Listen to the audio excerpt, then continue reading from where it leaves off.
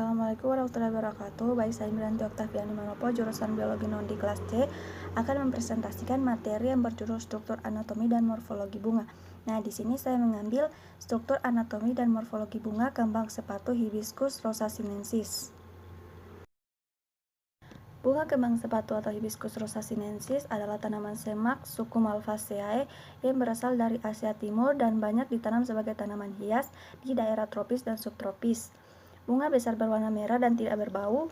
Bunga dari berbagai kultivar dan hibrida bisa berupa bunga tunggal atau daun mahkota selapis atau bunga ganda daun mahkota berlapis yang berwarna putih hingga kuning, oranye hingga merah tua atau merah jambu. Adapun klasifikasi dari bunga kembang sepatu Hibiscus rosa sinensis, yaitu bunga sepatu diklasifikasikan sebagai berikut. Yang pertama, kerajaan Plantae, divisi Magnoliophyta, kelas Magnoliopsida, ordo Malvales, famili Malvaceae, genus Hibiscus, spesies Hibiscus rosa sinensis.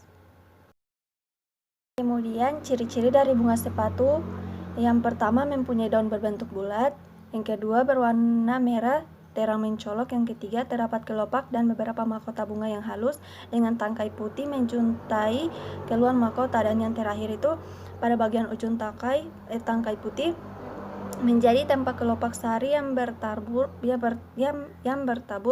serbuk sari dan siap melakukan penyerbukan untuk menghasilkan bakal bunga.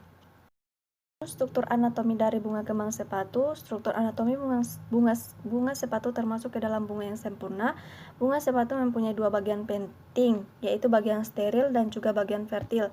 Bagian steril merupakan bagian dari bunga sepatu yang tidak termasuk dalam kategori alat dari reproduksi. Kemudian bagian steril meliputi mahkota bunga atau petal, kelopak bunga, sepal, daun tangkai, dasar bunga, daun pelindung, bractea, tangkai bunga, ibu tangkai bunga atau biasa disebut dengan pendusulus. Sedangkan bagian fertil merupakan bagian yang mempunyai peranannya masing-masing, terdapat jalannya dari proses reproduksi atau alat reproduksi. Bagian fertil meliputi putik dan juga benang sari. Dan jika dilihat dari struktur anatominya, bagian dari daun kelopak dan juga daun mahkota bunga ini pada dasarnya mempunyai struktur yang sama, karena memang antara keduanya sama-sama mempunyai banyak sel parenkimatis seperti pada gambar tersebut.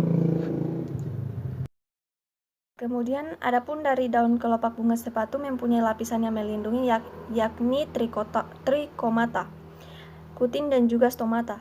Pada bagian daun kelopak terdapat kandungan klorofil atau sel yang disebut dengan zat hijau daun dan banyak berkas jaringan pengangkut. Bentuk bagian epidermis pada bunga ini menonjol yang disebut dengan papila. Terdapat lapisan yang melapisi bagian papila yang bernama kutikula.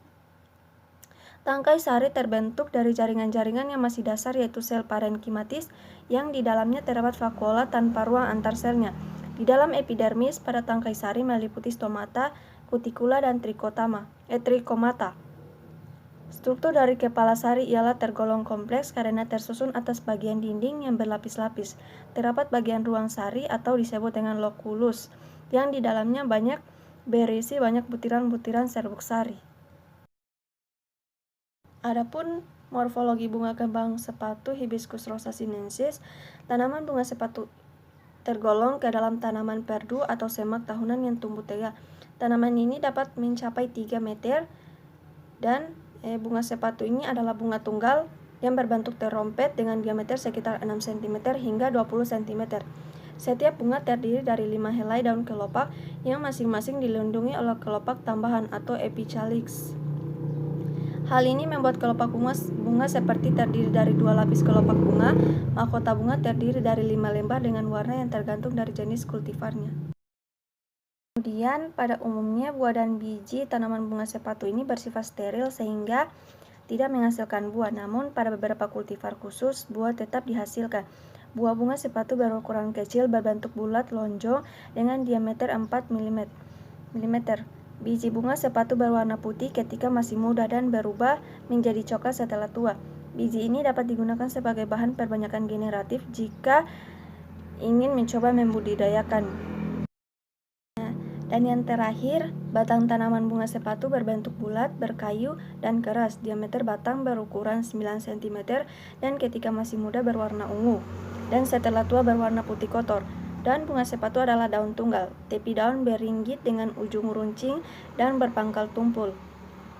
Panjang rata-rata daun 10 sampai 16 cm dan lebar 5 sampai 11 cm.